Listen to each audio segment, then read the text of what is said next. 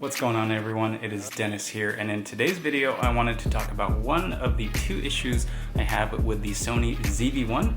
Now don't get me wrong, the ZV-1 is an amazing camera. I actually did a review on it, and if you'd like to check out that video, go ahead and click on the link above. But like I said, we're going to talk about one of the two issues, and that is the fact that the Sony ZV-1 does not have a flash. And we actually talked about the other issue I had with the Sony ZV-1 in a previous video, and that was talking about how the screen of the ZV-1 cannot be seen while wearing polarized sunglasses. So we're able to fix that, and if you're interested in checking out that video, go ahead and click on the link above as well. I'll actually link them in the description down below as well. So in today's video, like I said, we're going to talk about how the ZV-1 does not have a pop-up flash. Now for someone like me that has been vlogging with the Sony RX100 Mark VA, which is what I'm actually recording on right now, I got spoiled because that camera has a built-in pop-up flash. So it really came in clutch when I wanted to shoot some photos in a low light setting. Now when you're in a scenario where you have enough lighting, the autofocus of the Sony RX100 or even the ZV-1 is amazing for taking photos, but in situations where you're going to be in low light, maybe you're indoors, maybe it's nighttime, it's really helpful to have some type of flash on your camera. Now the ZV-1, because it's more of a video-centered camera instead of the RX100, which was more of a photography-based camera with the pop-up viewfinder, pop-up flash, and the control ring on the front, we lose out on all of those on the ZV-1, so no control ring here, no pop-up flash, no pop-up viewfinder. Instead, we have the improved microphone and the multi-interface hot shoe. You just pop this out, and the multi-interface hot shoe is actually going to allow us to throw in a bunch of different Sony accessories that can work on the ZV-1, whether that be a viewfinder, a microphone, or even a flash. Now speaking of flash, I actually came across this bad boy. So this is the Sony HVL-F20M.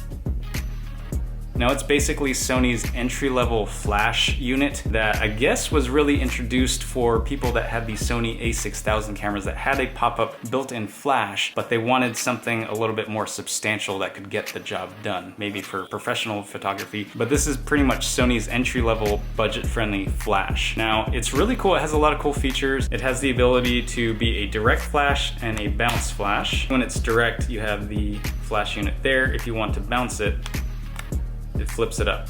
It also has a built-in diffuser, so when you have the flash going directly forward, you can pop this down and dampen a little bit of the flash. It operates and is powered by two AAA batteries. Basically, when this flash is mounted on your camera, it's gonna sit like this, and once you pop it up, you'll see that it's charging and it's ready to go. It has a nice locking feature there, so once it's on your camera, you can screw it down and lock it into place. So let's mount this onto the Sony ZV-1. So we'll slide this little protective plate off, slide it on in.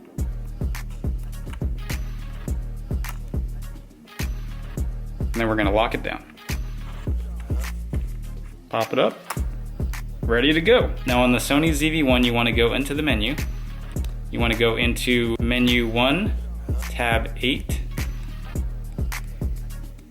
to your flash setting. You want to make sure that your flash mode is activated, and you can make your adjustments here. So this is pretty much what the flash looks like when it's mounted on the camera.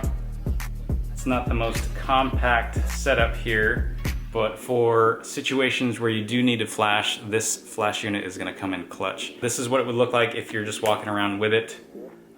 This actually turns it off, as you can see.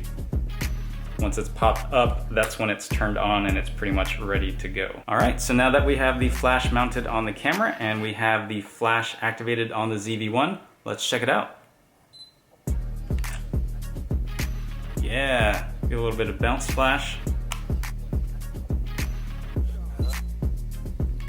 A little bit of diffusion going on. So really cool. All right, so there you have it, guys. A nice little easy flash setup for your Sony ZV-1.